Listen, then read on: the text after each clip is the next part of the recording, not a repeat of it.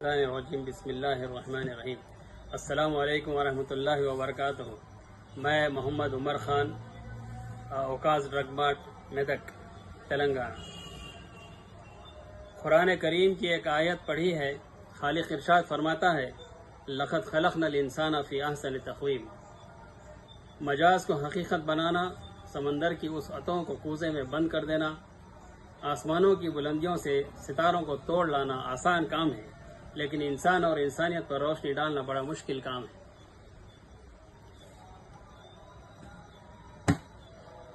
انسان خداوند کریم کی تخلیق کا وہ عجیب و غریب شاہکار ہے جسے خلق فرما کر خالق انسان نے، خالق لم یزل نے اتنے فخر سے ارشاد فرمایا کہ اس کے فخر کا عالم یہ تھا کہ زمانہ سن لے، انا خلقنا الانسان، اس انسان کو میں نے نہیں ہم نے بنایا ہے۔ پھر اس انسان کو خلق فرما کر ہم نے اس کے فانوس سے دماغ میں شمع عقل روشن کر دی، پھر اس کو اختیارات کی قوت سے نوازا، تمام تر اختیارات سے نواز کر پھر ہم نے اعلان کر دیا انا ہدیناہ السبیل اما شاکرا و اما کفورا۔ ہم نے اسے ہدایت سبیل بھی کر دی، اب چاہے یہ شکر کی راہوں پر چل کر شکر گزار بندہ بنے یا کفر کی راہوں پر چل کر ناشکرہ بنے۔ لہٰذا ہم اس انسان کو اختیارات دیتے ہیں کہ یہ جیسے چاہے ویسے اپنی زندگی گزارے۔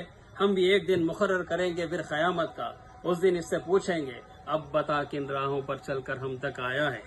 یہ حضرت انسان، یہ ماء و طین کا مجموعہ، یہ آب و گل کا سنگم، یہ کچھ پانی اور کچھ مٹی کا پتلا، یہ زمین پر جال بن کر بچ گیا، یہ آسمانوں پر کمندے ڈالنے لگا، زمین اس سے نہ بچی، پہاڑ اس سے نہ بچے، ہوا اس سے نہ بچی، فضا اس سے نہ بچی۔ اس نے سمندر کی ہیبت ناکی کو چیلنج کر کے اس کی موج سے موج ٹکرا دی۔ اس نے جو فلک پر اڑتے طائروں کو زمین پر بسمل کر کے پھینک دیا۔ اس نے کار دریا میں چھپے صدف کو سطح آب پر لا کر بے آبرو کر دیا۔ اس نے حباب کے دل توڑ دیے، اس نے آب رواں کی چادر تباہ کر دی۔ یہ لوہے کو آکاش میں اڑا رہا ہے، یہ موتی کی آبرو کو بچا رہا ہے، یہ دانے کو دھرتی سے اٹھا رہا ہے، یہ ذرے کا جگر چیر کر اس میں سے ایٹم نکال رہا ہے، یہ زمین کو ناقابل رہائش سمجھ کر چاند ستاروں پر ڈیرے ڈالنے جا رہا ہے۔ آسمانوں میں ایک ہلچل سی مچی ہوئی ہے جس میں جبرائیل ارشاد فرما رہے ہیں فرشتوں ہوشیار، یہ جنت سے نکالا ہوا پھر واپس آ رہا ہے۔ آپ دیکھیں انسان کے پاس کس چیز کی کمی ہے۔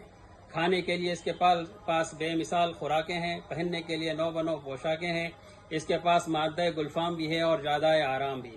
تمام تر چیزیں اس ترقی یافتہ انسان کے پاس ہیں، بس سچی خوشی اس کے پاس نہیں ہے۔ تمام تر چیزیں ہونے کے باوجود آج کل یہ ترقی یافتہ انسان بلاخر چیخ اٹھتا ہے کہ مجھے چین کیوں نہیں ملتا، مجھے سکون کیوں نہیں ملتا، مجھے اطمینان کیوں نہیں ملتا۔ تم ٹھیک کہتے ہو تمہیں چین نہیں ملتا، تم ٹھیک کہتے ہو تمہیں سکون نہیں ملتا، تم ٹھیک کہتے ہو تمہیں اطمینان نہیں ملتا، اس لیے کہ ہمیں ان طریقت قدوں میں انسان نہیں ملتا، ہمیں ان دولت قدوں میں انسان نہیں ملتا، طریقت قدوں میں قرآن نہیں ملتا، مسجدوں میں دہشت گردی ہے پر رحمان نہیں ملتا۔ ملے بھی تو کیسے ملے، کیونکہ مردوں میں حضور کا طریقہ نہ رہا اور عورتوں میں حسین کی ماں کا سلیقہ نہ رہا۔ لیکن آج جدھر نظر اٹھتی ہے انسانوں کی بستیوں میں بے چینی، بے قراری، بے اطمینانی، ہر دل بے قرار، ہر دماغ بدحواس، ہر روح سوگوار، حیات اور اس کی برنائیاں، حسن اور جوانی اور اس کی انگڑائیاں، حسن اور اس کی حش رضائیاں، تمام زندگی ایک عمر رفتہ سازش کستہ انسان کی زندگی ایک بھٹکا ہوا قدم بن کر رہ گئی ہے۔ اس کو پتہ ہی نہیں ہے کہ کہاں سے آیا تھا، کہاں کو جا رہا ہے، کیا کرنے آیا تھا اور اس کے ساتھ کیا ہو رہا ہے۔ وہ کہتا ہے میں نے احسن بنایا، یہاں دیکھو تو کوئی نہیں۔ وہ کہتا ہے میں نے احسن بنایا، یہاں دیکھو تو کوئی نہیں۔ مسئلہ یہ ہے کہ وہ کون ہے جسے اس نے احسن بنایا؟ جسے وہ احسن بنائے وہ ایسے تو نہیں ہو سکتا، اور جو یہ ہے یہ وہ نہیں جسے اس نے احسن بنایا۔ بات کہاں گم ہو گئی؟ اگر قرآن کریم کی اگلی آیت تلاوت کرتے تو یہ مسئلہ بھی ختم ہو جاتا۔ خالق ارشاد فرماتا ہے لقد خلقنا الانسان فی احسن تقویم ثم رددناہ اسفل سافلین۔ پہلے ہم نے اس کو اچھا پہ بنایا، پھر ثم پلٹا کر رددناہ اسفل سافلین بری شکل میں پیش کیا۔ یہ نہ اس کے اچھے ہونے کی کوئی حد ہے، نہ اس کے برے ہونے کی کوئی حد ہے۔ تمہیں ہم جہاں والوں اس کی دونوں صورتیں دکھاتے ہیں، یہ اچھا بھی بہت اچھا ہے، یہ برا بھی بہت برا ہے۔ جب یہ برا ہو جائے نا جب یہ برا ہو جائے تو جانور اس سے شرمانے لگتے ہیں، حیوان پرندے اس سے گھبرانے لگتے ہیں، حیوانوں کو اس سے خوف آنے لگتا ہے۔ بندہ کھڑا ہو کر سوال کرے مولانا پھر یہ انسان سے حیوان کیوں شرماتے ہیں؟ میں تجھے بتاؤں، انسان سے حیوان اس لیے شرماتے ہیں کیونکہ شیر درندہ ہے لیکن شیروں کے لیے نہیں، بھیڑیا چیتا صفاق ہے لیکن چیتوں کے لیے نہیں، بھیڑیا خون آشام ہے لیکن بھیڑیوں کے لیے نہیں، سانپ زہریلا ہے لیکن سانپوں کے لیے نہیں۔ کسی نے آج تک یہ نہیں سنا ہوگا کہ سانپ نے سانپ کو ڈسا اور سانپ کے ڈسنے سے سانپ مر گیا۔ خدا کی قسم یہ تمام دوسروں کے لیے زہریلے اور خون آشام اس قسم کے جانور ہیں، لیکن انسان جب اپنی بری منزل پر آتا ہے تو اپنے ہی بھائی کا لہو پیتا ہے، اپنی ہی بنینوں کی ہڈیاں چباتا ہے، اپنے ہی گھر میں بیٹی جیسی رحمت کو زندہ دفن کر دیتا ہے۔